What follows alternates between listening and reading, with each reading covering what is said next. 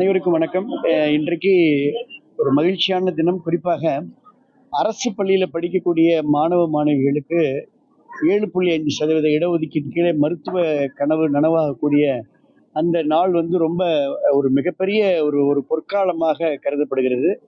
குறிப்பாக இன்றைக்கு நான் நம்முடைய விராலிமலை சட்டமன்ற தொகுதியில வயலோகம் அரசு மேல்நிலைப் பள்ளியில 5 மாணவ மாணவிகள், ஆர்த்தி, ஜெயந்தி, சுபஸ்ரீ, சுதாகர், கடல்வேந்தன் போன்ற 5 மாணவ மாணவிகள் நல்ல மதிப்பெண்கள், கிட்டத்தட்ட அவங்க 540க்கு மேல மதிப்பெண்கள் பெற்று தஞ்சாவூர், புதுக்கோட்டை போன்ற அரசு மருத்துவக் கல்லூரிகள்ல அவங்களுக்கு வாய்ப்பு கிடைச்சிருக்கிறது என்பது ஒட்டுமொத்தமாக இந்த பள்ளி ஒரு திருவிழாவை போல, இந்த ஊர் ஒரு திருவிழாவை போல, இந்த தொகுதி, இந்த மாவட்ட மக்கள் மிக சிறப்பாக பெருமையோடு இதை கொண்டாடி கொண்டிருக்கக்கூடிய ஒரு நல்ல தருணம்.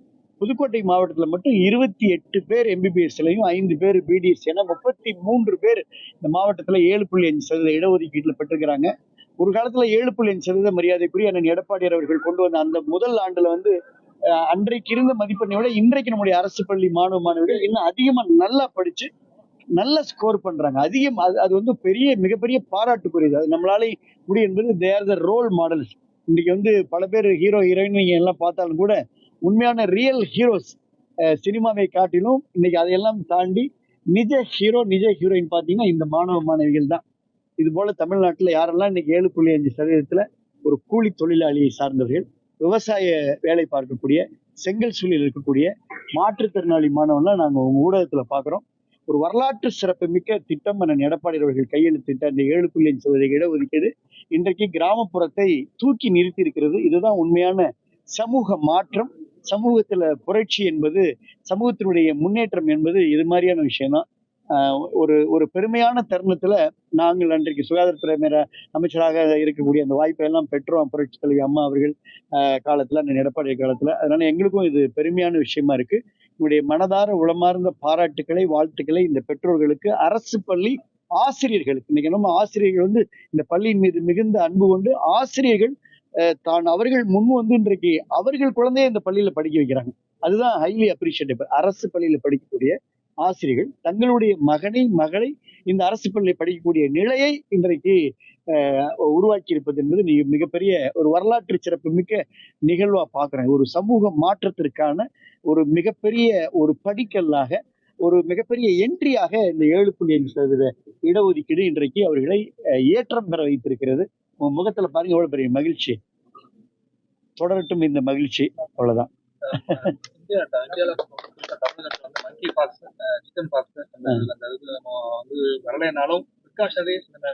நல்ல கேள்விங்க. அதாவது பொதுவா உங்களுக்கு நான் ஏற்கனவே இந்த சீதோஷண நிலை மாறுகின்ற பொழுது இந்த வைரஸ் பாக்டீரியாவுடைய அந்த பரவல் என்பது அதிகமா இருக்கு. இப்ப கூட டெங்கு கொஞ்சம் அதிகமா இருக்கு தமிழகத்துல.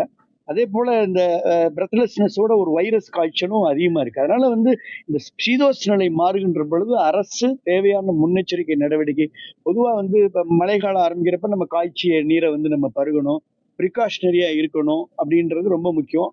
இந்த கோமார்பிடிட்டி இருக்கிறவங்க, பொதுவாக இந்த டயபெட்டிக் ஹைப்பர் டென்ஷன் இருக்கக்கூடிய கொஞ்சம் வயதிலே மூத்தவர்கள்லாம் பொதுவாக வெளியில செல்லும்போது மிகுந்த கவனத்தோடு தற்காத்து கொள்ள வேண்டும் என்பதுதான் வல்லுநர்கள் சொல்லக்கூடிய அறிவுரை. இது அரசு தொடர்ந்து முன்னெச்சரிக்கை நடவடிக்கை எடுக்கணும்னு வலியுறுத்துறேன். இப்ப நீங்க இது மாதிரி கிராமப்புறத்தில் இருக்கக்கூடிய மருத்துவர்கள்லாம் சிறப்பா இனிமேல் அவங்க எம்பிபிஎஸ் முடிச்சு பயிற்சி பெற்றுலாம் கிராமப்புறத்தில் அவர்கள்லாம் சேவையாற்றணும்.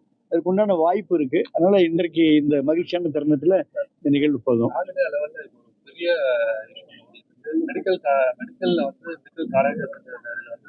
பாதுகாப்பு குறைபாடு, பாதுகாப்பு எப்படி இருக்கும்? அதுதான் நல்ல கேள்விங்க. அது நான் ஏற்கனவே அது சம்பந்தமா ஒரு நடக்கக்கூடாத ஒரு சம்பவம் கொல்கத்தாவில் அங்க மேற்கு வங்காளத்துல நடந்தது. நான் ரொம்ப என்னுடைய எக்ஸ் தளத்துல ரொம்ப கடுமையான தண்டனை கொடுக்கணும் அப்படின்றத நான் ரொம்ப ஸ்ட்ராங்கா நான் வாய்ஸ் கொடுத்தேன். நான் எடப்பாடியாரும் வாய்ஸ் கொடுத்திருந்தாங்க. அது இப்ப மாணவர்களுடைய போராட்டமாக இங்க மாறி இருக்கிறது. அதுதான் ஒரு உணர்வுகள் அப்படிதான் வெளிப்படும்.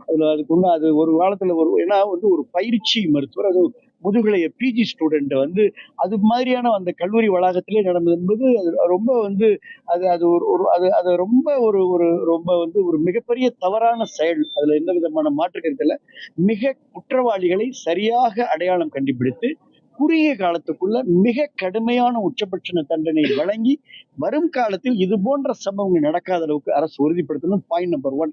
அண்ட் பாயிண்ட் நம்பர் 2, பொதுவா வந்து இன்னைக்கு இருக்கக்கூடிய இந்த இந்த ஓவர் கிரௌடிங்ல மருத்துவ கல்லூரி மருத்துவமனைகள்ல அரசாங்கம் தனி கவனம் செலுத்தி பாதுகாப்பை பலப்படுத்தணும். அதான் ரொம்ப ரொம்ப முக்கியம்.